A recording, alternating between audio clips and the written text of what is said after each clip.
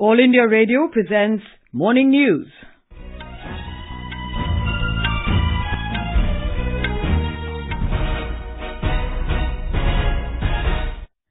Good morning. I'm Gunmala Kapoor. The headlines. Prime Minister Narendra Modi and South Korean President Moon Jae-in to visit Gandhi Smriti in the national capital and a Samsung plant in Noida, Uttar Pradesh today. A two-day plenary meeting of the North Eastern Council begins in Shillong to discuss issues related to all-round development of the Northeast.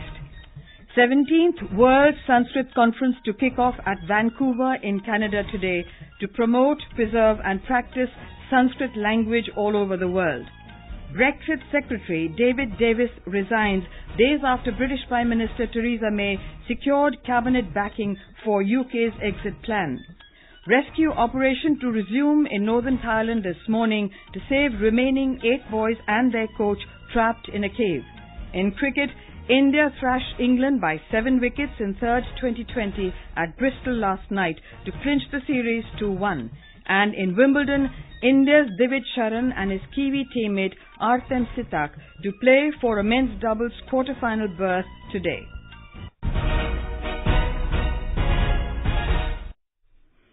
South Korean President Moon Jae-in will visit Gandhi Smriti with Prime Minister Narendra Modi in New Delhi today. The two leaders will also visit a Samsung plant in Noida in Uttar Pradesh. Apart from this, Vice President M. Venkaiah Naidu and External Affairs Minister Sushma Swaraj will call on the visiting leader, and he will later attend an India-Korea business forum.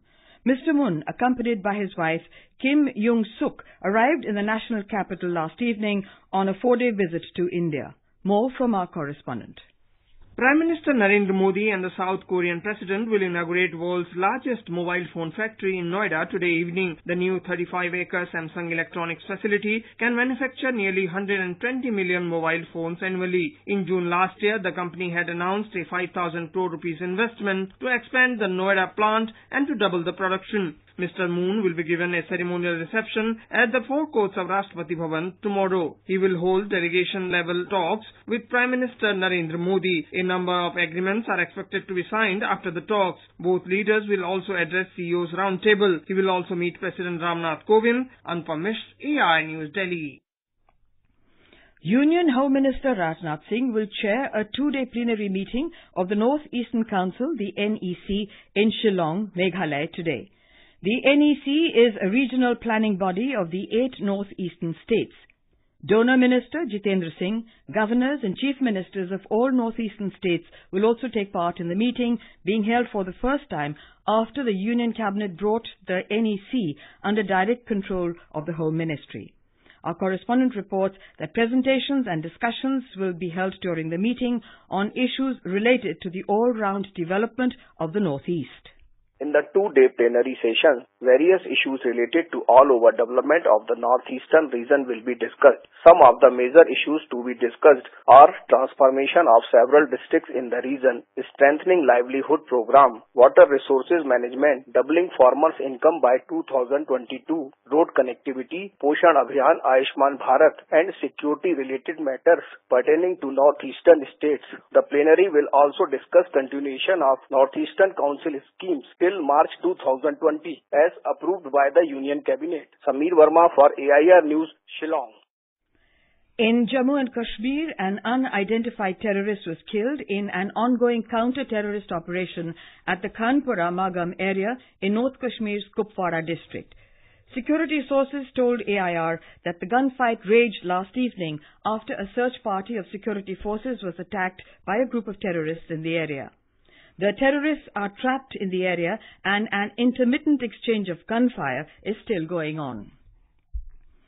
Mobile internet services were restored in Central and North Kashmir last night but remain suspended in South Kashmir districts. The services were suspended across the valley on Saturday following the killing of 3 civilians, allegedly in a clash with the security forces in Kulgam district and a strike call by separatists yesterday. In Maharashtra police, the Maharashtra police yesterday made 25th arrest in connection with the Dhule lynching case. A senior police official identified the accused as Dasharath Pimpalse. 5 men were beaten to death by irate villagers who suspected them to be child lifters on the 1st of July in Renpara hamlet in Maharashtra's Dhule district. The Supreme Court is likely to pronounce its verdict today on the review pleas of 3 of the 4 death row convicts in the Nirbhaya gang rape and murder case. Last year, the Apex Court had upheld the capital punishment awarded to them by the Delhi High Court and the trial court in the case. In Uttar Pradesh, a large number of farmers have been benefited by the Soil Health Card scheme, which was launched by Prime Minister Narendra Modi in 2015. The scheme is aimed at making farmers aware of the usage of appropriate quantity of fertilizer on their soil. Here is a ground report from our Lucknow correspondent. Soil Health Card scheme was launched in Uttar Pradesh through Agricultural Department during Rabi season in 2015-16. Lakhs of farmers have associated with the scheme and got their soil tested. Shatrughan Pandey, a resident of Chandpur village in Pilibhit district, told AIR that after getting the soil of his farmland tested, he has been utilizing Soil Health Card regularly and has achieved success in getting higher growth. मृदा परीक्षण से पहले धान, गेहूं और गन्ने की फसल में उर्वरक, जिंक, सूक्ष्म पोषक तत्व आदि का पता न होने के कारण कृषि में लागत अधिक आती थी। मृदा स्वास्थ्य कार्ड मिलने के बाद संतुलित मात्रा में इसका प्रयोग कर कृषि लागत में कमी आई है। मृदा स्वास्थ्य कार्ड सरकार की एक अच्छी योजना है। इसका सभी किसान भाइयों को लाभ लेना चाहिए। Over 2.5 crore farmers in Uttar Pradesh have got their soil tested and they have been provided with soil health cards. Now these farmers are not utilizing fertilizers in abundance and the growth of their farmland has increased substantially. Sushil Chandra Tiwari, AIR News, Lucknow. This is All India Radio giving you the news. For quick news updates round the clock, follow us on our Twitter handle at AIR News Alerts. Human Resource Development Minister Prakash Javadekar will inaugurate the 17th World Sanskrit Conference in Vancouver, Canada today. More than 500 scholars and delegates from over 40 countries are participating in the 5-day event. An official release said there will be a special panel discussion on over a dozen topics like history and education of women in Vedic literature, Sanskrit Buddhist manuscripts, introducing Bhagavad Puran commentaries, and research on the Gargiya Jyotisha. The World Sanskrit Conference is being held in various countries across the globe once in every 3 years, and so far it has been held thrice in India. Brexit Secretary David Davis has resigned from the UK government. The resignation comes days after British Prime Minister Theresa May secured the Cabinet's backing for her Brexit plan at a meeting at Chequers outside London. Shortly after Mr. Davis's resignation, his deputy, Steve Baker, and another Brexit minister, Suella Braverman, also quit. The development is being seen as a major blow for Ms. May as she tries to unite her party behind a plan to retain strong economic ties with the European Union even after leaving the bloc. The Prime Minister is due to address Parliament today to explain her plan for Britain to adopt EU rules on goods after Brexit. The operation to rescue the remaining 8 boys and their coach trapped in a cave in northern Thailand will resume this morning. 4 boys were rescued from the flooded cave yesterday after remaining trapped for 2 weeks. The Chiang Rai governor corrected earlier reports and said 6 boys had been freed. The boys who have been brought above ground are in good health so far. A report. Taking advantage of a break in the rain, rescuers decided to go ahead with the Hazaras operation much earlier than originally expected because of fears of rising waters. The first phase has been conducted much faster than officials had predicted. Divers guided the boys through darkness and submerged passageways towards the mouth of the Tham Luang cave system. A team of 90 expert divers, 40 from Thailand and 50 from overseas, has been working in the cave system. The toughest section is about halfway out the system, named T-junction, which is so tight the divers have to take off their air tanks to get through. Tripti Srivastav, AIR News, Delhi. In Turkey, 10 people were killed and 73 injured when a train derailed in the northwestern part of the country yesterday. State-run media said that the train was travelling from Kapikule on the Bulgarian border to Istanbul when 6 of its carriages derailed in the Tekirdağ region. There were 360 people on board. In cricket, India thrashed England by 7 wickets in the third and final T20 international at Bristol last night to clinch the series 2-1. Put into bat, England posted a mammoth 198 for 9 with opener Jason Roy top scoring with 67. In reply, opener Rohit Sharma amassed his third T20 ton as Team India overhauled the target with 8 balls to spare and 7 wickets in hand. In the Wimbledon Tennis Championships, India's Divid Sharan and his Kiwi teammate Artem Sitak will play for a men's double quarter-final berth today. The pair will take on the Polish-Israeli team of Marcin Matkowski and Jonathan Erlich. Divid is the only Indian left in this third Grand Slam of the season. In the semi-final stage of the FIFA World Cup will begin from tomorrow. In the first semi-final, France will clash with Belgium at St. Petersburg, while in the third semi-final on Wednesday, England will face Croatia at the Luzhniki Stadium in Moscow. The summit clash is slated to take place on Sunday in Moscow. Here's our correspondent with a recap of the tournament so far.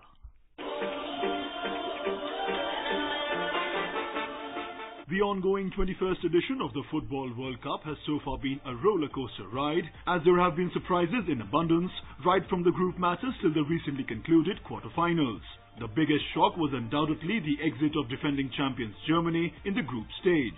It was the first time in 8 decades that the Germans were sent packing in the preliminary round. Last year's finalists Argentina and Brazil also failed to make the semi-finals.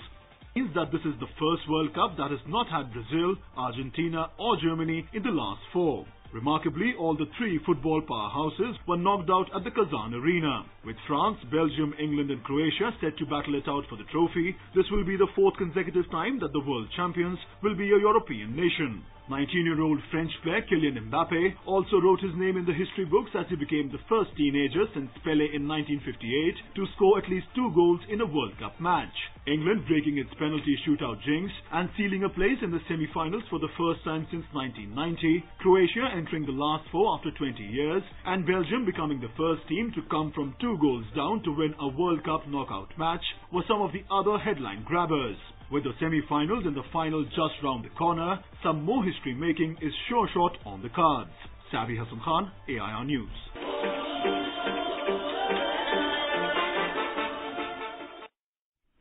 The News Services Division of All India Radio, in its weekly bilingual live phone-in program Public Speak Today, will bring you a discussion on Shashakta Nari Samartha Rashtra.